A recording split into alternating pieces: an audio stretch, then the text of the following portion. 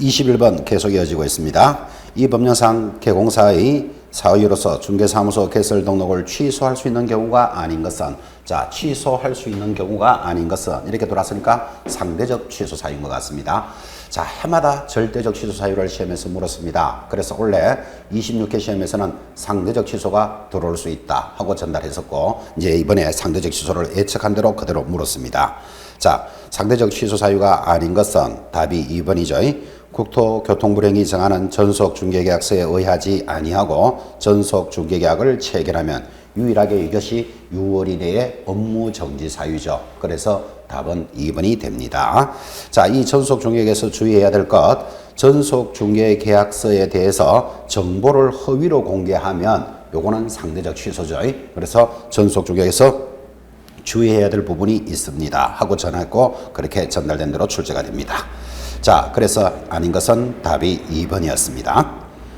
22번입니다. 이 법령상 거래 정보망에 관한 설명입니다. 틀리는 것은 답이 3번인데, 거래 정보 사업자가 정당한 사유 없이 지정받은 날로부터 1년 이내에 거래 정보망을 설치 운영하지 아니하면 지정을 취소해야 된다. X, 취소할 수 있다. 상대적 취소 사유입니다. 자, 그래서 여러분들 많이 하겠죠. 지정이 취소되는 사유는요 하면 탤런트 허윤정이가 해산에서 1년 동안 TV에서 취소되었다 이렇게 기억하시고, 허위, 거짓, 부정한 방법으로 지정을 받았거나 운영 규정을 위반했거나 정보를 허위로 공개하거나 사망, 해산 등의 사유로 더 이상 운영이 불가능하거나 지정받은 날로부터 1년 이내에 운영하지 않으면 취소하는데, 이때 취소 사유는 취소를 하여야 한다가 아니고 할 수 있다. 상대적 취소로서 참 많이 전달했습니다. 그리고 이런 거래정보사업자에 관련되는 내용은 모두 국토장관의 소관이다 라는 것도 정리가 되었죠. 그래서 틀리는 것 3번. 자, 나머지 1, 2, 4, 5는 해당되는 지문으로서 아주 정확하게 들어와 있습니다. 체크해 주시기 바랍니다. 자, 23번 문제는 또 이런 문제죠. 이 법령상 개공사인 갑에 대한 처분으로서 옳으면 동그라미, 틀리면 X의 표기가 옳은 것을 찾으시오. 답이 5번밖에 없죠. 자, 기억 X, 니은 X, 디귿 X, 전부 X인 지문들만 구성이 되어 있습니다. 그래서 답이 5번인데, 자, 기억 틀린 거 찾아볼까요? 갑이 등록증을 대여한 날로부터 2개월 후에 폐업을 하였고 2년의 폐업 기간 경과 후 다시 개설 등록을 하고 업무 개시를 하였다면 위 대여 행위를 이유로 업무 정리를 할 수 있다. X. 자, 우리가 행정처분의 성계에서 공부할 때 업무 정지는 사유가 발생한 날로부터 1년이 지나면 업무 정지는 해당 사항이 안 됩니다. 지금 2년이 지났다 그랬죠. 그래서 해당 사항이 없고, 또 틀린 지문은 대여하게 되면 절대적으로 취소되는 사유죠. 그러니까 어쨌든 기억 지문은 이러든 저러든 취소 사유인데 업무 정지라 표현했으니까 틀리기도 했고, 또는 업무 정리는 어차피 1년이 지나면 할 수 없는데 2년이 지났는데 업무 정리를 할 수 있다 했으니까 어쨌든 틀렸고, 그래서 1번 지문은 이리저리 다 틀렸다.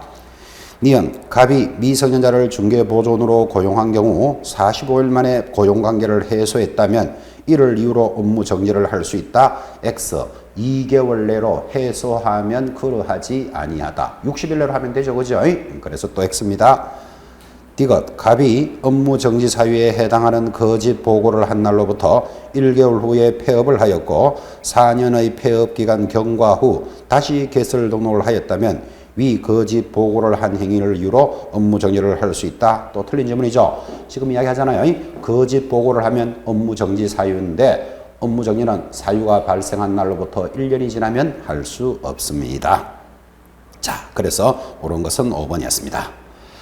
24번 문제가 포상금에 관한 내용입니다. 매년 빠질 수 없는 단원입니다 하고 강조했었고, 포상금에 대해서 틀리는 것은 답이 2번인데, 포상금의 지급에 소요되는 비용은 전부 또는 일부를 국고에서 보조할 수 있다. X, 국고에서 보조할 수 있는 비율은 100분의 50 이내로 한다. 이렇게 돼 있죠. 그래서 틀린 것은 2번. 자, 나머지 1, 3, 4, 5 다 정리가 되었고, 특히 5번 같은 지문은 그림을 그려가면서 설명을 했었습니다. 하나의 사건에 대해서 포상금 지급 요건을 갖춘 두 건의 신고가 접수된 경우 등록관청은 최초로 신고한 자에게 포상금을 지급합니다. 그러죠? 하나의 사건에 대해서 두 건이 신고되었다. 서울에서도 신고가 들어오고 수원에서도 들어왔다. 그러면 최초 신고자라 그랬습니다. 그런데 하나의 사건에 대해서 두 사람 이상이 신고가 되었다면 균등하게 지급하되 당사자들의 합의가 있다면 합의된 대로 지급한다 라고 공부해 왔습니다. 25번입니다. 이 법령상 100만 원 이하의 과태료 부과 대상인 계공사에 해당되지 않는 것은 참 많이 했죠. 100만 원 이하의 과태료 대상 하면 노래 제목이 100만 원짜리 이, 보, 개, 문, 표, 반납, 휴가 100만 원짜리 과태료고 여기에 해당되지 않는 것 찾아라 그랬습니다. 이보게 문표, 반납, 반납 안 하면 100만 원짜리 해당되지 않는 것 답이 3번이죠. 공인중개사법에 따른 연수교육을 정당한 사유 없이 받지 아니한 자, 연수교육을 받지 아니한 자 얼마짜리? 500만 원짜리 과태료였습니다. 자, 500만짜리 노래 제목은요. 운명, 이요, 연자시. 그래서 연자시만 보면 500만 원짜리 과태료인데 운명이요, 연자시 할 때 연이 뭐다? 연수교육을 위반하면 500만 원짜리 여기에 해당되는 거죠. 참 많이 했습니다. 100만 원짜리, 500만 원짜리 노래도 불렀던 내용이고 그대로 출제가 되고 해당되지 않는 것은 답이 3번입니다. 26번으로 접어들었습니다. 자, 자격 취소에 관한 설명입니다. 틀리는 것은 자격 취소는 빠질 수 없다 그랬죠. 자격증을 준비하는 여러분에게 자격이 취소되는 사유는요 하면 좀 전에도 했습니다. 양대로 부정을 징하게 하면 자격증이 날아갑니다. 틀리는 것은 답이 1번이죠. 자격 취소 처분은 사무소 소재지를 관할하는 시도지사가 행한다. X입니다. 모든 자격증은 교부한 시도지사가 행합니다. 틀리는 것 1번. 자, 나머지 다 맞나요? 2번. 시도지사는 자격증 대여를 이유로 자격을 취소하고자 하는 경우에는 청문을 실시해야 한다. 모든 취소 사유 앞에는 청문을 합니다. 억울한 일이 없냐라고 물어봐 주는 것을 청문이라 그랬습니다. 3번. 시도지사는 자격 취소 처분을 한 때는 5일 내로 국토장관님에게 보고하고 온 동네방네 시도지사에게 통지해야 한다라고 수업했었죠. 그래서 자격이 취소되면 가문의 영광입니다. 국토장관님에게 5일 만에 보고하고 온 동네방네 시도지사에게 통지합니다. 4번. 자격 취소 처분을 받아 자격증을 반납하고자 하는 자는 처분을 받은 날로부터 며칠 내로 7일 내로 반납하여야 되고 이 반납을 위반하게 되면 100만 원짜리 과태료다. 그렇게 해왔죠. 5번. 자격이 취소된 자는 자격증을 교부한 시도지사에게 자격증을 반납합니다. 그래서 틀린 지문은 1번입니다. 27번 들어왔습니다. 이 법령의 내용으로서 옳은 것은 답이 2번이죠. 계공사는 등록관청에 사무소 이전 사실을 신고하는 경우에는 지체 없이 간판을 철거해야 한다. 자, 간판 철거해야 될 거 이전 시 취소 처분 받았을 때, 폐업했을 때. 그래서 답이 2번입니다. 틀린 거 수정해 볼까요? 1번. 등록관청은 계공사 등의 부동산 거래 사고 예방을 위한 교육을 실시할 수 없다 하니까 X. 자, 부동산을 거래하는데 사고 예방을 위한 교육을 실시할 수 있다. 이렇게 공부했고 이 부동산 거래 사고 예방 교육은 교육 실시권자가 누구?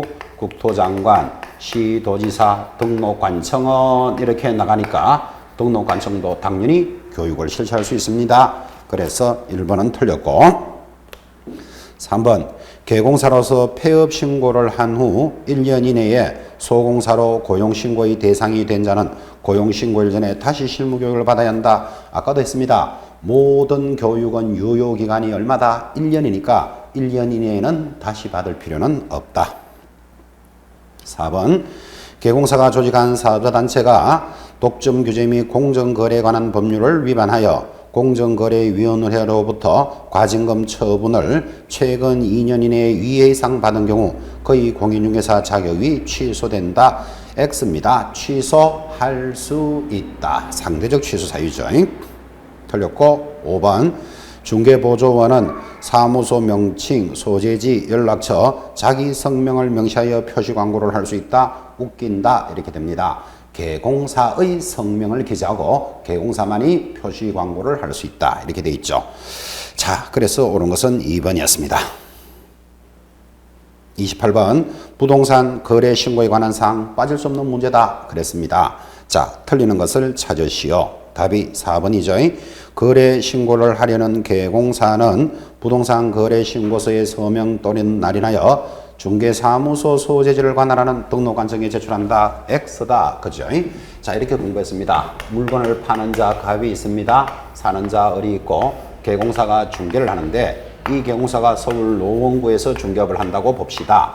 그런데 수원에 있는 아파트 거래할 수 있다 없다? 있겠죠. 자, 그러면 수원에 있는 아파트를 사고 파는 매매계약이 성립되면 부동산 거래 신고는 노원구가 있는 등록관청이 아니고 부동산이 있는 소재지 등록관청에 해야 된다. 그래서 틀린 지문입니다. 좀 아쉽다 그랬죠, 그죠? 이 수업을 진행하면서 중개업을 하기 위해서는 등록관청은 노원구고 여기 부동산이 있는 시장군수구청장은 신고관청이라고 법이 되어 있다가 요 놈이 희한하게도 부동산이 있는 등록관청으로 개정이 됐습니다. 그래서 이 등록관청과 이 등록관청이 헷갈릴 수 있으니까 아주 조심해야 됩니다. 이렇게 강조를 많이 했고 부동산 거래신고는 자기가 서울에서 영업을 하더라도 물건이 있는 곳의 시장, 군수, 구청장인 등록관청입니다. 조심하셔야 됩니다. 자, 그래서 틀린 것은 4번. 자, 나머지 1, 3, 4, 5 잘 정리되어 있습니다. 다 맞는 말이고 특히 5번인 경우에 거래 신고를 해야 하는 개공사의 위임을 받은 소공사는 부동산 거래 신고서 제출을 대행할 수 있다. 그렇습니다. 소공사 신고를 제출할 수 있습니다. 29번 돌아왔습니다. 이 법령상 개공사의 거래계약서 작성에 관한 설명입니다. 틀리는 것은 또 앞에 문제에서도 중복이 돼 갖고 진행했지만 틀리는 거 몇 번? 1번이죠.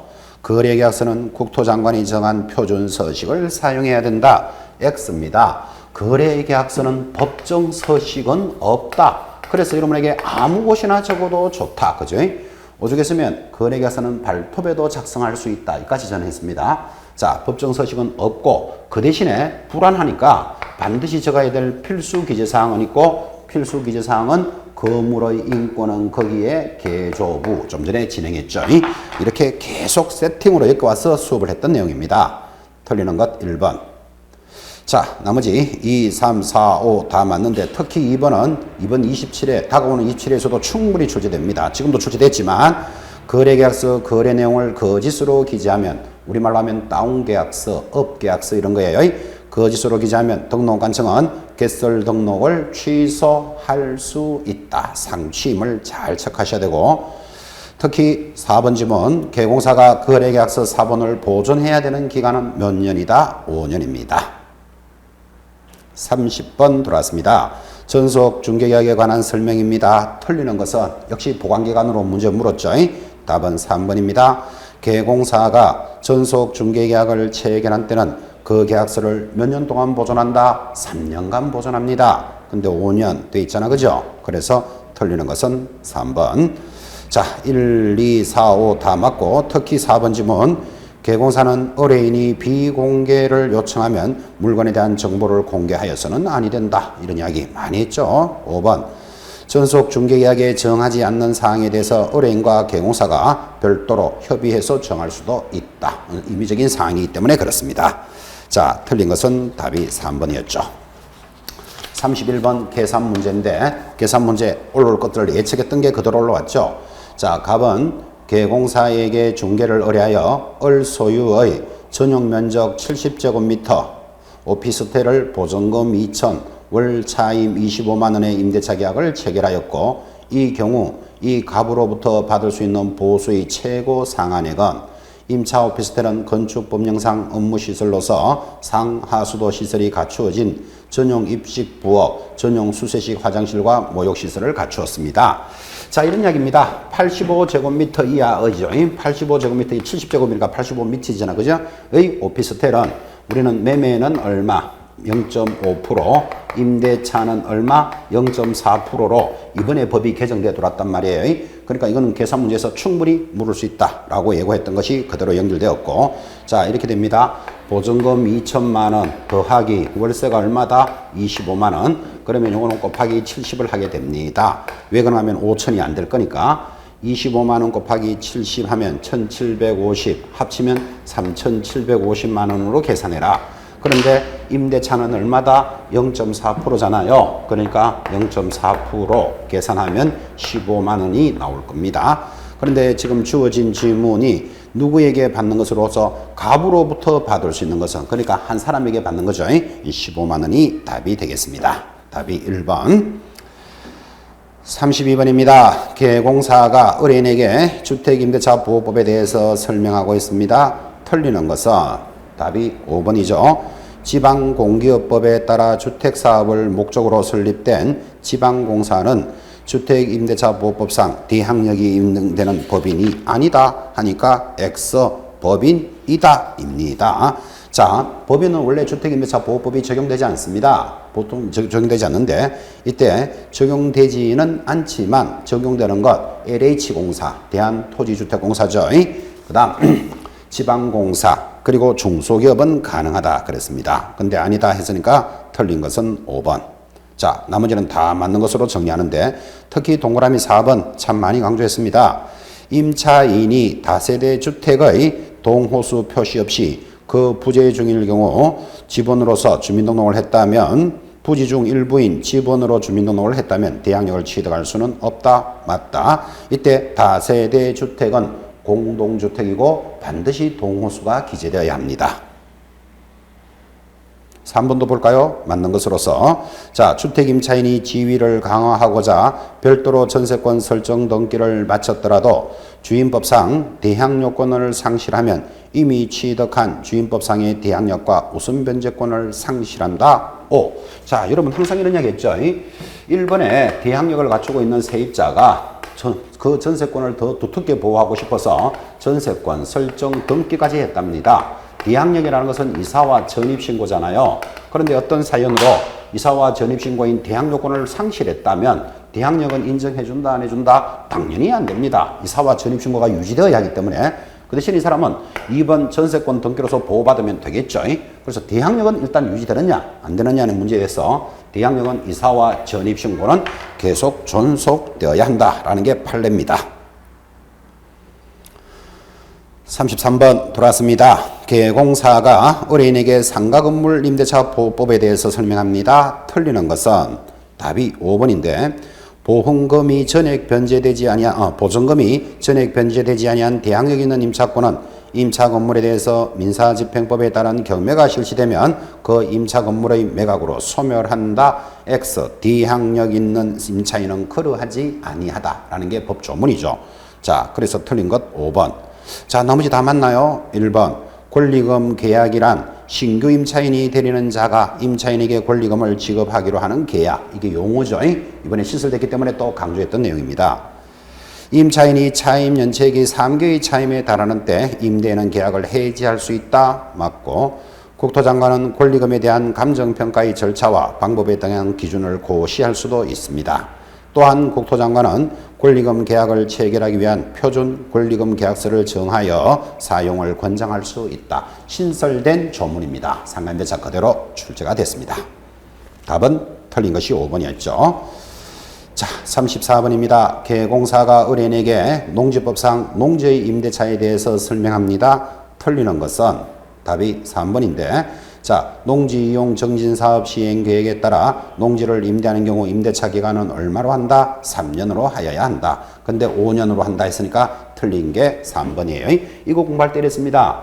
자, 주택 임대차는 기본적으로 얼마를 보호해 준다? 2년. 상가 임대차는 기본적으로 얼마? 1년. 그죠?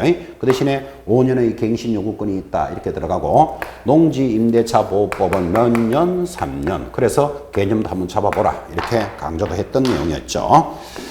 틀린 것은 3번입니다. 자, 나머지는 다 맞는데 농지 임대차 보호법 공부하는 겁니다. 1번. 선거에 따른 공직 취임으로 인하여 일시적으로 농업 경영에 종사하지 아니하게 된 자가 소유하고 있는 농지는 임대할 수 있다. 그렇습니다. 2번 농업 경영을 하려는 자 농지를 임대하는 임대차 계약은 원칙적으로 서면 계약을 원칙으로 하고 4번 농지 임대차 계약의 당사자는 임차료에 관해서 협의가 이루어지지 아니하면 농지 소재지를 관할하는 시장, 군수, 구청장에게 조정을 신청할 수 있습니다. 그리고 5번 임대 농지의 양수인은 농지법에 따른 임대인의 지위를 승계한 것으로 본다. 이게 대항력에 관련되는 내용이었습니다. 35번 들어왔습니다. 토지 매매의 경우 중개대상물 확인 설명서 서식의 기본 확인 사항에 해당하지 않는 것은 답이 2번 실제 권리관계인데 이렇게 수업했죠. 자, 확인 설명서는 4가지 양식이 있습니다. 1번 주택에 대해서, 2번 주거용, 2번 비주거용, 3번 토지, 4번은 준부동산인데 이 4가지 양식의 가장 기본적인 것 1번 기본 확인 사항이 있고 2번 세부 확인 사항이 있고 3번 중개 보수로 구성이 되어 있다. 이렇게 수업하셨고 기본적인 확인 사항으로서 설명해야 될 거 10개나 됩니다. 근데 다행히 세부 확인 사항이 4개이기 때문에 요 4개만 잘 잡으면 위에 있는 놈이 썩 내려오더라도 틀리는 걸 대비해라. 이렇게 이야기했고 세부적으로 확인할 것 주거용에 대해서는 여러분 아파트를 하나 살 때 아파트만 탁 보고 내 살게 그러지 않는다 그랬잖아. 그죠? 뭐를 세부적으로 본다? 실내에 들어가서 도배, 환경을 세부적으로 보고 해야 된다. 그래서 세부 확인 사항에 하면 실제 권리 관계는 세부 확인 사항이다. 이렇게 수업을 해왔죠. 그래서 해당되지 않는 것은 2번입니다. 36번 이 법령상 공인중개사가 비주거용 건축물의 확인 설명서를 작성하는 방법입니다. 틀리는 것은 답이 4번인데 자, 중개보수는 실제 거래 금액을 기준으로 계산하고 협의가 없는 경우에 부가가치세는 포함된 것으로 본다. X입니다. 중개보수는 기본적으로 부가가치세는 별도로 정합니다. 우리 중개수수료 요율표에 부가가치까지 계산해서 하는 것은 아니다 라는 취지죠. 그래서 틀리는 것 4번. 자, 나머지들은 다 정리가 잘 됐으니까 체크해 주시고 특히 동그라미 3번 건폐율 및 용적률에 상하는 시군 조례로 정한다. 굉장히 자주 나왔던 조문이죠. 정리해 주시기 바랍니다. 37번 돌아왔습니다. 자, 개공사가 민사집행법에 따른 경매에 대해 의뢰인에게 설명한 내용입니다. 옳은 것은 답이 5번이죠. 매각부동산 위의 전세권은 저당권에 대항할 수 있는 경우라도 전세권자가 배당 요구를 하면 매각으로 소멸한다. 그렇습니다. 최선순위 전세권은 배당 요구하면 배당받고 삭제, 소멸, 배당 요구 안 하면 인수 이렇게 공부했죠. 답은 5번. 틀린 것들입니다. 1번 기일입찰에서 매수 신청인은 보증으로 매수 가격의 10분의 1이 아니고 최저 매각 가격의 10분의 1입니다. 2번 매각 허가 결정이 확정되면 법원은 대금 지급 기일을 정하여 기일 때문에 틀렸죠. 대금 지급 기한을 정합니다. 3번 민법, 상법, 그 밖의 법률에 의해서 우선 변제권이 있는 채권자는 매각 결정 기일까지 배당 요구를 할 수 있다. X입니다. 매각 결정 기일까지가 아니고 배당 요구 종기일까지. 그래서 틀렸고 4번 매수인은 매각 부동산 외의 유치권자에게 그 유치권으로 담보하는 채권을 변제할 책임이 없다. X 있다. 그래서 답이 5번입니다. 38번 매수신청 대리 등록에 관한 내용입니다. 틀리는 것은 답이 4번인데 소공사는 매수신청 대리인을 등록할 수 있다. X. 매수신청 대리인을 등록할 수 있는 자는 개공사밖에 없습니다. 그래서 공인중개사와 법인만이 가능하고 소공사 매수신청 대리인이 등록할 수는 없다. 틀린 것 4번. 굉장히 강조했죠. 왜 그런가면 소공사도 자격증이 있잖아요. 자격증이 있으니까 당연히 매수신청 대리할 수 있을 것 같이 시험에 나온다니까 이렇게 그죠? 그래서 틀린 것 4번. 자, 나머지는 다 정리했으니까 체크해 주시고 39번입니다. 외국인 토지법상 외국인의 토지 취득에 따른 설명입니다. 옳은 것은 답이 3번이죠. 외국인이 대한민국에 소지하는 건물에 대한 저당권을 취득하는 경우에는 외국인 토지법이 적용될 여지가 없다. 우리는 어떻게 이야기했는가 하면 이 저당권 자체가 외국인 토지법의 대상이 아닙니다. 그래서 외국인 토지법 공부할 때마다 제목부터 잘 보라 그랬죠. 외국인 토지법인데 정확하게 어떻게 공부해야 된다? 토지를 취득할 때 적용하는 법이다. 취득할 때 적용하니까 소유권에 관련되는 내용이지 저당권 등은 신고 대상이 아예 아니죠. 그래서 주의하셔야 됩니다. 그래서 적용할 여지가 없다. 맞다. 답은 3번. 틀린 거 수정합니다. 1번. 외국인 토지법은 대한민국 영토에서 외국인의 상속, 경매 등 계약 외의 원인에 의한 토지 취득에는 적용되지 않는다. 계약 외의 원인은 취득일로부터 6개월 내로 신고하도록 되어 있습니다. 적용되지 않는다 하니까 X. 외국인은 부동산 거래 신고에 관한 법률에 따라 부동산 거래 신고를 한 경우 외국인 토지법에 따른 토지 취득 신고를 해야 된다. X. 자, 부동산 거래 신고에 관한 법률이 센 놈이기 때문에 센 놈을 하면 약한 놈은 한 것으로 봅니다. 그래서 외국인 토지법은 별도로 할 필요는 없다. 4번 외국의 법령에 따라 설립된 법인이라도 구성원의 2분의 1 이상이 대한민국 국민인 경우 외국인 토지법에 따른 외국인에 해당되지 않는다. X죠. 법인도 구성원의 2분의 1 이상이면 외국인으로 본다. 5번 전원이 외국인으로 구성된 비법인 사단은 외국인 토지법에 따른 외국인에 해당되지 아니한다. X입니다. 외국인에 해당한다로 정리하셔야 됩니다. 마무리 문제입니다. 40번 부동산 거래 신고에 관한 법령상 신고서 작성에 대해서 옳은 것은 이것도 신고서 양식 반드시 보셔야 됩니다. 하고 강조했고 그대로 출제됩니다. 옳은 것은 1번이죠. 신고를 해야 하는 부동산별 거래 금액과 실제 거래 가격 난에는 부가가치세를 제외한 금액을 기록합니다. 똑같이 진행되죠. 그죠? 1번만 5입니다. 틀린 거 수정해 볼까요? 계약 대상 면적에는 실제 거래 면적을 계산하되 건축물의 면적은 집합건물, 대표적으로 아파트죠.는 연면적을 적는다가 아니고 전용 면적을 적습니다. 그 밖의 건축물에 대해서는 연면적을 기재합니다. 그래서 2번 틀렸죠. 전용 면적이니까. 3번 실제 거래 가격이 6억을 초과하는 거래 대상 부동산의 취득에 필요한 자금 조달 계획은 신고서 작성 사항에 해당한다. 부동산 거래 신고 대상에는 자금 조달 계획이라는 자체가 없습니다. 그래서 틀렸고 4번 분양 금액란에는 분양권의 경우에는 권리 가격과 추가 부담금의 합계 금액을 적습니다. X죠. 분양권은 권리 가격과 추가 부담금의 합계 금액을 적는 게 아니고 각각 기록하도록 합니다. 분리하여 별도로 작성합니다. 5번 개공사가 거짓으로 신고서를 작성하여 신고했다면 500만 원 이하의 과태료 부과 사유가 아니고 취득세 3배 이하의 과태료죠. 500만 원짜리는 신고를 안 했을 때 해당되는 거죠. 미신고였습니다. 자, 그래서 옳은 것은 1번 이렇게 진행이 되었습니다. 자, 이제 26회 공인중개사 법령의 기출문제를 정리해 봤습니다. 자, 이제 기출문제를 바탕으로 해서 자, 이 부분의 답이 옳다, 그러다는 이제 그렇게 정리됐다면 이런 내용을 바탕으로 내년 27일을 준비하시는 여러분들 2016년도에는 반드시 출제될 수 있는 내용 또 그리고 중개사법은 계속적이고 반복적이면서 단편적인 암기 내용보다는 전체를 비교해 가면서 묻는 문제가 많구나. 그래서 꾸준히 수업을 하셔야 됩니다. 그냥 단편적으로 암기만 해서 따라오기는 벅찰 수 있는 문제들이 많이 다수가 출제되었습니다. 자, 여러분들의 건성을 기원합니다. 수고하셨습니다.